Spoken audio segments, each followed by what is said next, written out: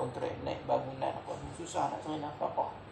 Kata ulama itu penghapus dosa. Kita sabar dengan bab benda ni, dihapuskan dosa-dosa kita. Sebab ada jenis ibadah ni yang tak terhapus melainkan dengan yang tu, kata ulama. Kata dia yang ibadah lah. Nafsu pun tak menolong kita. Nafsu ni nak hak jahat ya. Setan pun tak mengganggu, tak membantu kita. Setan duk suruh hak jahat, maka teruk. Lagi tersembunyinya yang membinasakan dia dan yang memutuskan dia. Hak membinasakan dia pun ada banyak dan tersembunyi, kadang kita tak perasan pun. Ada penyakit-penyakit parasit yang duduk di hati kita ni, yang mengganggu ibadah dan merosakkan amalan kita. Contohnya apa? Contohnya ada dua benda yang paling besar bila orang masuk dalam ibadah. Imam Ghazali akan cerita satu aqabah khas untuk dia daripada dua ni. Apa dia? Ujub dan riak. Ujub dan riak ni tak ada dekat mak rempit, tak ada. Ujub dan riak ni tak ada kat geng pakai cap, pakai seluar pendek, tak ada. Ujub dan riak tak ada kat mereka. Ujub dan riak ni ada kat siapa? Orang yang pakai kopiah, orang pakai jubah, orang pakai serban, orang pakai ridak, orang pergi masjid, orang pegang tasbih, orang puasa, orang sembahyang, orang berzikir. Mereka ni ada dua ni. Orang yang terjun masuk dalam arena ibadah ni ada dua benda ni, riak dan ujub. Hak mak rempit tak ada riak, mereka tak ada riak. Mereka ni menunjuk-nunjuk tapi bukan riak. Dia bukan ada ibadah nak menunjuk-nunjuk. Riak ni maknanya dia menunjukkan ibadah daripada orang. Sama ada perkataan, sama ada perbuatan, kelakuan, pakaian, apa saja dia buat kerana manusia, nak tunjuk kat manusia, itu namanya riak. Ada orang yang ditunjuk ibadah dia dengan perbuatan dia, dengan perkataan dia. Dia baca Al-Quran depan orang, merdu-merdu, ataupun dia baca di rumah tak baca, kat depan orang dia baca masjid, baca. Ada orang, kita bukan kata orang baca Quran tu riak, tak, ini ceritanya hati. Ini penyakit hati. Penyakit hati ni ada yang tak ada. Tapi semua akan ada. Orang yang mula masuk mesti datang dulu penyakit ni, dua ni. Orang yang pegang tasbih kadang-kadang, bukan semua orang pegang tasbih, tapi kadang-kadang orang yang pegang tasbih tu, dia nak kata dia ni orang yang berzikir. Ni cerita depan orang. Bila duduk seorang-seorang, ada juga ujub pula. Duduk depan orang ada riak. Duduk depan orang ada riak. Kadang-kadang saja nak cerita ke orang, Allahu Akbar, bangkit sembahyang malam, tengah malam tadi, Allahu Akbar. Panas sungguh no? Bangkit malam pukul 3, ingat nak sembahyang, Allah hujan lepas sungguh sejuk dah. Nak cerita apa? Nak cerita bangkit sembahyang malam. Aku malam, itulah. Ingat nak khatam Quran dah lagi 2-3 live ya. Tak orang nak ni, tak sejuk sangat. Nak cerita nak baca Quran banyak tiap-tiap malam. Selalu duk boleh bangkit sembahyang malam ni, Allah malam ni lah. Bangkit ni pula dah. Nak terkena. Jadi, saja nak cerita nak habaq kita ni ahli ibadah dekat orang, itu dipanggil riak. Kalau seorang-seorang pun dia ada namanya ujub. Dia tak nak cerita kat orang, dia tak nak tunjuk kat orang, dia sembahyang kat rumah, dia bangkit tengah malam pun kat rumah, dia pegang tasbih pun kat rumah. Semua dia buat tu, tak tunjuk dekat orang. Tapi bila dia duduk seorang-seorang, dia fikir, dia ada bunyi itu ujub. Pasang-pasang kat taman ni aku seorang yang bangkit ni. Hak lain rumah gelap belakang ni. Ketiga ni muang tidur ni. Dia duduk berasa dia ni ahli ibadah. Dia duduk berasa, aku ni khatam Quran tiap-tiap minggu, sekali khatam tiap minggu, sekali khatam. Ada orang ni duduk buat lagi ni, tak ada rasa. Dia duduk berasa dia tu ahli ibadah. Dia tu ahli ibadah. Dia tak tahu setan 80,000 ton dah ibadah. Tu pun Tuhan laknat dia. Itu penyakit. Dia tersembunyi kadang-kadang tak sedar. Kadang-kadang orang tu tak perasan pun dia ada ujub dan riak. Tu kata jalan ibadah ni tak mudah. Bukan senang nak bangkit sembahyang malam, betul tak? Bukan senang nak baca Quran istiqamah. Tapi bila dah dapat, dah boleh dah. Dulu nak bangkit punya susah. Tapi sekarang Alhamdulillah Allah berkata bangkit. Bila dah boleh bangkit, ada pula serangga perusak. Nak tanam pokok durian bukan senang, nak tanam pokok pisang bukan senang. Dah tanam, dah tumbuh dah. Ada pula penyakit lagu tu. Jadi bukan senang di dalam ibadah ni. Lagi banyak seterunya dan perampasnya. Ada banyak musuh. Siapa dia? musuh. Syaitan musuh kita. Syaitan tu musuh, dia tak. Tapi yang paling kuat musuh kita apa? Nafsu. Musuh dari dalam ni. Dia kalau kerajaan tu hebat terang mana pun, kalau ada musuh dalam selimut, hancur tidak? Kerajaan Melaka yang kita bangga-banggakan dulu hancur dengan sebab apa? Musuh dalam selimut. Kerajaan Islam yang hebat, yang musuh tak boleh tembus, kerajaan Turki Osmaniyah dan sebagainya, tak boleh tembus. Berapa puluh zaman dah. Daripada zaman Khulafaur Rasyidin yang 4 terus bersambung, tak ada kafir yang boleh menembus pertahanan Islam ni. Tapi baik pada ada ancaman dari dalam tu. Jadi ancaman dari dalam paling kuat sekali ni nafsu kita, sebab dia duduk dalam, dia sentiasa bersama kita. Setan ada agak dia punya holiday dia, cuti dia. Agak ada hari dia main, ada ketika dia tak main. Itu dia ada cuti. Nafsu tak ada, dia duduk dalam kita. Macam mana kita nak kalahkan musuh yang tahu segala selok belok dalam rumah kita? Dia tahu kat mana kita simpan mah, dia tahu kat mana kita simpan duit. Macam mana kita nak selamatkan daripada musuh macam ni? Dia ada nak kunci segala pintu dalam rumah kita. Dia duduk sekali dengan kita. Macam mana kita nak selamat daripada dia curi? Susah. Dan lagi satu, dia musuh yang kita kasihi. Susahlah. Kita suka dekat dia, macam mana kita nak selamat daripada dia? Musuh kalau kita sayang dia, habis. Musuh kalau kita benci dia, kita lawan dia. Boleh lah. Tapi kalau musuh yang kita sayang, dia kata ulama, tak boleh lah. Kita sayang ke musuh, dia tikam kita. Kita nak boleh buat apa dia? Tak boleh lawan. Surrender tu. Itu nafsu. Dia ni seteru kita sebenarnya. Tapi kita cintakan dia. Ada banyak benda yang merosakkan kita. Tapi bila kita cinta dia, habis rosak. Kita tahu dia ni orang yang macam mana, dia ni jahat dan sebagainya. Tapi bila kita sayang kat dia, habis takat tu. Sedikit yang menolong akan dia dan yang mengikatnya. Hak nak membantu ibadah tu tak banyak, sikit saja. Demikianlah adanya tak dapat tiada kerana bahawasanya ia jalan syurga. Ibadah ni memang susah sebab apa? Sebab dia jalan syurga. Dan jalan syurga bukan jalan yang mudah. Kalau dia kata aku boleh buat ibadah, senang je, nak baca Quran bukan susah. Tak ada. Jalan ibadah ni tak ada istilah bukan susah. Sebenarnya susah. Susah. Walaupun dah boleh buat, belum tentu pahalanya bersih. Ada tak ikhlas di dalam ibadah kita. Tak senang.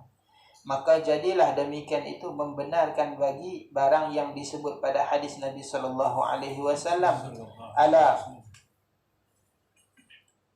Ala wa innal jannata huffat bil makarih, ala wa innan nara huffat bis syahwat. Ketahuilah olehmu bahwasanya syurga itu dikeliling dengan kebencian, dan ketahui olehmu dan bahwasanya neraka itu dikeliling dengan keinginan. Neraka ni dikelilingi dengan keinginan hak kita nak belaka. Syurga ni dikeliling oleh benda hak kita benci belaka. Ketika mana Allah jadikan syurga, Allah perintahkan malaikat. Ada disebut di dalam satu riwayat bagi Imam At-Tirmidzi, mana Rasulullah cerita bahawa tak kalau Allah jadikan syurga, Allah suruh malaikat pergi masuk tengok. Maka bila malaikat masuk pusing tengok nikmat syurga dan sebagainya, malaikat pun menghadap Tuhan. Dia kata, wahai Tuhanku, dia kata, syurga ni kalau siapa dengar semua nak masuk belaka. Sebab dia tengok nikmatnya. Kemudian Allah tunjukkan pula makarih yang ada dekat dengan syurga ni. Benda-benda yang kita tak suka. Bila malaikat tengok, malaikat kata, wahai Tuhanku, kalau macam ni risau, takut tak ada siapa boleh masuk syurga. Tak malaikat. Kemudian bila Allah jadikan neraka, Allah suruh malaikat tengok neraka, malaikat pun kata, ya Allah, ya Tuhanku, kalau lagu ni rupa neraka, tak ada siapa nak masuk neraka. Kemudian Allah tunjukkan pula dia punya keliling syahwat yang membawa kepada neraka tu. Maka malaikat kata, ya Allah, ya Tuhanku, aku risau, takut semua bakal masuk neraka. Neraka ni hak mana hak kita suka tu, membawa kepada neraka. Itu jalan ke neraka. Hak jalan nak ke syurga ni semuanya dipenuhi oleh kebencian. Contohnya apa? Contohnya kita terjaga waktu orang azan subuh dengan sejuk aircon, dengan sejuk hujan. Selalunya apa orang buat? Tarik balik selimut, tidak balik. Itu jalan ke syurga. Payah. Nak bangkit tengah-tengah sedap tidur, nak bangkit berwuduk tengah-tengah sejuk, susah. Bukannya senang. Itu jalan ibadah. Nak tidur, sunat kita berwuduk dulu. Tapi siapa yang boleh buat? Tak ramai yang boleh buat. Nak tidur, baca doa tidur, zikir dulu, tasbih dulu, 3 apa semua. Baca dulu, Qul huwallahu, Qul a'udzu birabbil falaq, Qul a'udzu birabbin nas. Amanah Rasul baca dulu semua. Tapi ada siapa yang boleh istiqamah? Tak ada siapa. Dia berat. Dia berat. Tengah-tengah sejuk malam kita nak bangkit tahajud, siapa boleh buat?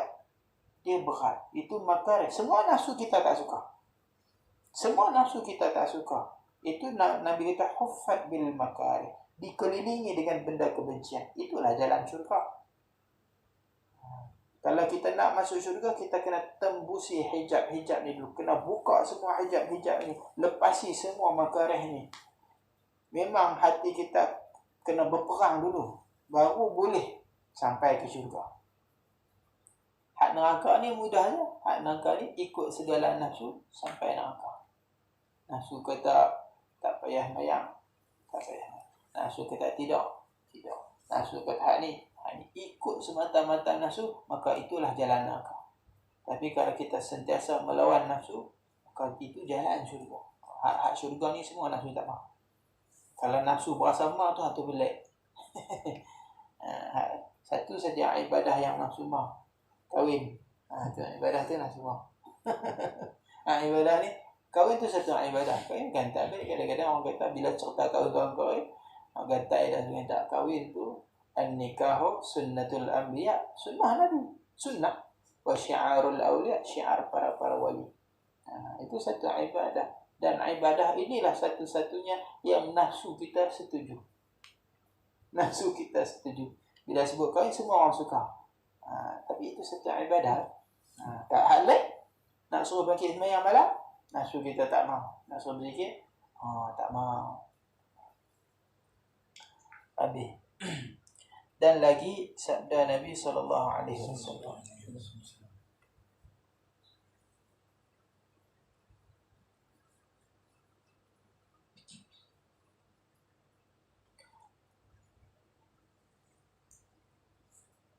Satu lagi hadis baca, dan lagi sabda Nabi SAW. Ala wa innal jannata haznun bi rabwatin, ala wa innan nara sahlun bi syahwatin. Ketahui olehmu dan bahwasanya syurga itu duka cita yang berpanjang-panjangan, dan ketahui olehmu dan bahwasanya neraka mudah dengan keinginan. Syurga ini duka yang berpanjangan, kata Rasulullah. Haznun bi rabwatin, dia orang yang nak, huznun bi rabwatin, Haznun bi rabwatin. Rabwah ni maknanya tempat tinggi. Haznun ni makna dia kesusahan. Ataupun diterjemah di sini duka cita yang berpanjangan. Mafhum dia lah. Nak masuk syurga ni ada banyak duka cita, sedih. Bila kita masuk saja dalam jalan ibadah ni, dia akan ujian-ujian yang datang sesuai dengan tingkatan-tingkatan iman kita. Lagi kuat kita, lagi beratlah dugaan dia. Sebab itu orang yang paling berat dugaan dia adalah para Nabi. Tak ada siapa yang boleh lawan dugaan yang ditimpa kepada Nabi. Tak ada. Sebab Nabi ni iman yang paling sempurna. Maka mereka ni lah yang paling berat ujian dia. Nombor 2, para wali, para awliya illah yang bukan Nabi.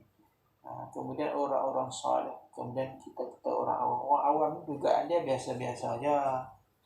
Kadang-kadang dugaan dengan rumah tangga, dengan anak-anak, dugaan dengan duit kupang itu dugaan yang biasa-biasa, tapi bagi kita berat dah. Sebab apa? Sebab kita tak kuat. Dia bandingan dia macam suruh budak-budak angkat dumbbell 10 kilo. Berat dah tu, berat. 10 kilo ya berat. Tapi bila dia dah besar, dia kuat 10 kilo, macam tu lah belah tangan. Suruh angkat 100 kilo, berat pula bagi dia. Tapi bila dia dah usaha badan dia lagu macam Hogan ke Drog ke apa kan, 100 kilo pun boleh lagi dia kan. Maknanya semakin kuat dia, maka bebanan yang berat tu akan jadi ringan bagi dia. Kekuatan kita, ukuran dia dengan ujian apa? Iman kita. Kalau iman kita lemah, maka ujian hak kecil ni kita berat, kita rasa berat. Lagu budak tu suruh angkat 5 kilo pun berat. Sebab apa? Dia tak kuat. Kita ni iman tak kuat, dengan ujian yang ringan pun kita akan rasa berat. Tapi bila kita semakin tinggi iman kita, kuat iman kita, maka dia akan mudah. Ujian-ujian lagu ni mudah. Batu iman orang sufi ni, tengok mereka boleh tenang menghadapi segala ujian. Kita nak tingkatkan yang tu lah. Kita nak jadi orang yang kuat. Hati kita gini, kita nak jadikan orang yang kuat dengan ibadah. Macam mana? Ibadah lah. Ibadah ini latihan kita. Kalau orang nak kuat badan, dia kena pergi jogging, exercise, pumping, push up dan sebagainya, angkat besi ke sebagainya. Latihan dia untuk jadi kuat. Kita, apa latihan kita untuk jadi kuat? Mujahadah. Mujahadah dengan nafsu, mujahadah dengan ibadah. Itu latihan nak jadi kuat. Senang disebut, susah dibuat. Kan saya sebut ni maknanya saya boleh buat tak? Tak. Kita pun tak boleh buat pun. Cuma cerita nak sampaikan sajalah. Lepas tu kita minta doa lah. Imam Al-Ghazali akan beritahu macam mana cara dia. InsyaAllah sambung pada yang seterusnya. Allah. Mula-mula kita kena ada azam lah. Tanamkan cita-cita kita, azam di dalam hati kita. Nak jadi ahli ibadah. Kita tanamkan hati kita ni, nak bangkit main malam ke, nak baca Al-Quran sehari semuka ke. Mulakan yang dengan ringan-ringan. Dia macam orang latihan nak jadi kuat lah. Dia tak terus angkat 100 kilo, betul tak? Dia mula angkat 5 kilo dulu, tu naik 10 kilo. Macam tu juga kita dalam latihan ibadah dan latihan nafsu kita. Jangan bagi sekatan dekat dia hak berat-berat dah. Kalau kita nak berlatih makan sikit, jangan terus buang tak makan nasi dah. Makan tapi kurangkan. Kalau kita nak latih bangkit sembahyang malam, tak perlu bangkit sembahyang sampai 100 rakaat dah. Bangkit 2 rakaat pun cukup dah. Bangkit tu, ataupun kita kata bangkit 2 rakaat sembahyang duduk pun boleh. Sembahyang sunat boleh sembahyang duduk. Malas ni kan baik. Nak berdiri duduk pun boleh. Nak baca Quran, tak mau baca banyak-banyak, baca sikit dulu pun boleh. Lah ni ada handphone di mana-mana, nak tidak ada handphone, nak ni ada handphone, bubuh install Al-Quran di dalam handphone. Tanamkan set di dalam kepala, lepas maya baca sikit 2-3 ayat pun tak apa. Macam kita baca WhatsApp, tiap-tiap masa kita buka ada WhatsApp tak, baca 2-3 WhatsApp. Baca 2-3 WhatsApp. Dalam satu hari banyak WhatsApp dah kita baca. Tapi bukan sekaligus, kita baca sikit-sikit. Buka dalam grup ni, buka dalam ni. Sikit-sikit. Satu hari dah beribu-ribu perkataan WhatsApp kita baca. Al-Quran jadikan macam tu. Sebab ada handphone, di mana handphone ni tak perlu ada wuduk nak pegang dia, tak perlu ada wuduk. Apa mayang baca sikit, tanda. Lagi baca sikit, tanda. Set dalam kepala. Cuma yang payahnya istiqamah. Ni azam kita nak buat macam tu. Bila mulakan dengan satu-satu benda. Mungkin kita mulakan dengan Al-Quran. Mungkin kita mulakan dengan nak bangkit sembahyang malam. Mungkin kita kalau tak boleh bangkit sembahyang malam pun tak apa. Latih untuk jangan tinggal duha, jangan tinggal witir. Dua ni paling penting, jangan tinggal. Kemudian qablah ba'diyah tu cuba untuk jangan tinggalkan. Pelan-pelan. Azam nak buat macam tu. Itu pertama, azam. Nombor 2, tawakal pada Allah, doa. Itu tiap-tiap sembahyang kalau kita nak berubah, mintalah doa. Sebab apa? Yang memegang hati Allah, yang menjadikan kita istiqamah Allah, Yang menjadikan kita rasa malas Allah, segala-galanya Allah. Maka kita nak jadi rajin minta doa pada Allah. Ya Allah, tiap-tiap kali sembahyang, Allahumma a'inna ala zikrika wa syukrika wa husni ibadatik. Doa yang tu tiap-tiap hari. Minta, ya Allah, bantu aku dalam ibadah. Ya Allah, bantu aku. Tiap-tiap hari doa, sembahyang doa. Jangan lupa untuk diri kita untuk doa tu. Selain daripada kita doa mati husnul khatimah, selain daripada doa untuk ibu bapa ahli, ingat doa untuk diri kita. La ni kita ada apa yang kita perlu berhajat ni. La ni kita berhajat untuk ubah diri kita nak duduk dalam jalan ibadah. Kita doa. Kita tak boleh buat dengan hanya kekuatan kita ada. Kita kata aku nak bangkit sembahyang malam. Itu silapnya. Kita hanya harap kekuatan kita. Kita tak mampu. Kita kena minta bantuan. Ya Allah, aku nak bangkit sembahyang malam. Bantu aku. InsyaAllah hari ini tak dapat, esok tak dapat, lusa. Yang penting jangan putus asa, jangan pernah lupa. Sentiasa doa minta. Suatu hari nanti Allah akan buka jalan untuk kita. Man daqqa fataha, man jadda wajada. Siapa rajin duk ketuk pintu, orang buka. Tak buka sebab ni pun sebab marah. Ni kerja duk ketuk, aku tak mau buka lah. Lagi lama-lama dia buka juga. Dah ketuk tak mampu. Wa man jadda, siapa yang bersungguh, wajadah, dia akan dapat. Itu pepatah. A'udzubillahi minasyaitonir rajim. Bismillahirrahmanirrahim. Alhamdulillahirabbil alamin. Wassalatu wassalamu ala Rasulillah wa ala alihi washabbihi wa man wala. Allahumma 'allimna ma jahilna wanfa'na bima 'allamtana waj'alna minal mukhlisin waj'alna minal mukhlisin waj'alna minal mukhlisin. Sallallahu alaihi wasallam Muhammadin wa ala alihi washabbihi ajma'in. Alhamdulillahirabbil alamin.